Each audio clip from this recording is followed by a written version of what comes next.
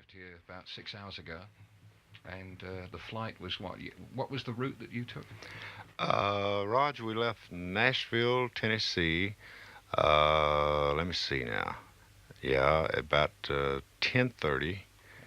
Yeah. Flew to Atlanta, and then from Atlanta up to Washington D.C., and then across here. And you got here about 12 noon, yeah? Uh, I believe it was about that time. Yeah.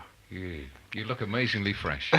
Well, when you're as old and ugly as I am, you don't change a lot, Hoss. It was your birthday last week, I think, wasn't it? Yeah. April 9th? Yeah. How'd you know that this far away from Jackson, I've Tennessee? been reading my bits of paper, and it makes you 44. Right on. Yeah. It's amazingly exciting to talk to somebody like you, who was not only there, but was very much a part of the beginning of rock and roll. And what we have today, it's come through various routes, but it all comes back to where you began, right? Well, I've been accused of that, Roger, and I must say that I feel very fortunate to have maybe been a small part of that area of music. It was exciting times back then when Elvis and Johnny Cash, Jerry Lee Lewis, and myself, Charlie Rich, a lot of the big artists were on Sun Records back in the early 50s, and we all used to work together quite a bit too. And as I said, it was real exciting to see a new type of music catching a Did you hold. realize it at the time that it... No, not really. We only knew that we were country boys with a set of drums and a slapping bass fiddle on the stage, and you always knew that the audiences were with you. The kids were uh, standing and clapping and or patting their feet to the rhythm, and it just seemed like everybody back in those days got high on music, and again, it was really an exciting time, and I've always felt blessed to have been around when it was happening back then. What made it unique, really, was your style of guitar playing, which was different because you were a white boy listening to country music, being taught to play the guitar by colored guys. That's right. That's right. See, I grew up in the cotton fields of Lake County, Tennessee. That's kind of the northwest corner, and I worked in the cotton fields with the colored folks all my life, and their music. Part of the hard day's work in the cotton field was to you started singing when you felt you couldn't pick anymore. You were just dead tired. There was something about singing those old spirituals. Give me that old time religion. Give me that old time religion. And it was somebody. If you couldn't sing, you hummed, or they had a way of making rhythm, and this kind of grew up with me as a youngster, and I, of course, my dad. We had an old radio, and the only thing that he would allow me to listen to would be country music. Hillbilly music. That's right. Yeah.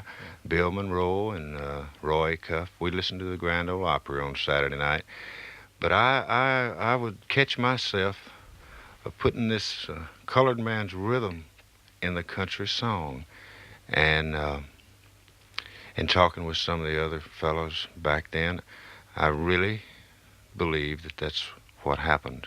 Uh, as you and all you great listeners know, Elvis's first record was a country song, Blue Moon of Kentucky, but it had that spiritual feel with a rhythm. It was a white man's song with a black man's rhythm. That was the chemistry, all right. Right, that first ever record that you made, Sun Records, it was also a tune you wrote that won you a talent contest, I think. 45, was that? Yeah, I wrote that song, Raj, when I was about 14 years old. This, I think it's the one you're talking about, Movie Mag. That's it. It was the first song I ever recorded at Sun Record Company, and I remember Sam Phillips told me, said, go home and write you another song and come back, and I'll put a record out on you. It was 70 miles from Jackson, Tennessee, down to Memphis. And I must have written 2 or 3 songs on the way back home, on the dashboard of the car and wherever. But it wasn't but about a week later till I had the song Turn Around, and we went back down there, and he liked it, and he put that on the back side of Movie Mag. Okay. Should we just listen to Movie Mag? A very young Carl Perkins. Now let me take you to the Movie Mag so I can hold your hand. Oh, it ain't that I don't like your house, it's just that doggone man. We're talking to Carl Perkins, and we just heard the first ever track, Movie Mag. This was what, 54, 55? That was 55, Roger. That was in the early part of 55. And at this time, you'd made your first meeting with Johnny Cash, right? About that time, yes? Well, at that point, John had not started on Sun Records then. I believe that it was about 2 or maybe 3 months after Movie Mag came out that one day I was in the Sun Record office, and I noticed this quite handsome fellow sitting there, and Sam Phillips said, Carl, I want to introduce you to a fellow I just signed. He's going to be on our label, Johnny Cash. And I remember John and I have talked about it a lot. I said, is that your real name, Johnny Cash? I said, boy, that's a pretty name. He said, yep, that's all they've ever called me, Johnny Cash.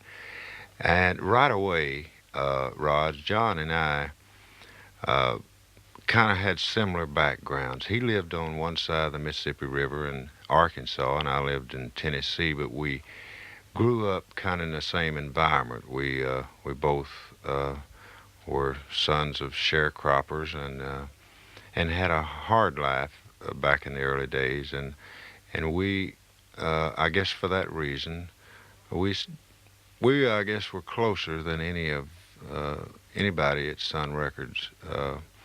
I know that right after John's record came out, we started working together most of the time on shows. John and Elvis and I. And a disc jockey in Memphis by the name of Bob Neal used to book us at little schoolhouses, and there was a time we didn't have tickets. Bob had a little cigar box, and he stood at the front door. And if you looked 12 years or younger, you got in free, and it cost $1, a dollar bill to see. Elvis, Johnny Cash, Carl Perkins. Yeah, yeah. And we played well, most of that year, 55. Then after, as I say, after John's record came out, well, he and Elvis and I were kind of the little team that worked together, because Bob Neal booked us. And then a fellow that was hanging around Sun Records back then, and nobody knew that he sang at all. He was a piano player. In fact, he was playing piano on about my 3rd record, Matchbox. And we took a little break, and he started singing, "Crazy arms reach to hold somebody new." I remember I was back in the control room with Sam Phillips, and he said, "I didn't know that boy could sing. Listen to that." And at that time, "Crazy Arms" was, it was probably the #1 country record by Ray Price. But the boy I'm talking about was Jerry Lee Lewis, and Jerry Lee was jamming with Crazy Arms, and then immediately after that, he signed Jerry Lee as a recording artist. What a gold mine. Listen, we've got to break for some news in just a minute. We're going to come back with another track called Short of Fall. Any story about that, briefly? Well, I, along with a couple other fellows down at Sun Records, wrote the song. A fellow by the name of Quentin Claunch and Bill Cantrell. Both of those fellows are still living and very active in the music business. I think Cantrell is owns part of High Records in Memphis now. Uh, but they were studio musicians, and we were sitting around there one Hang day. on, Carl. Sorry, I got a break. We've got the news coming up. It's coming up after that. Capital Record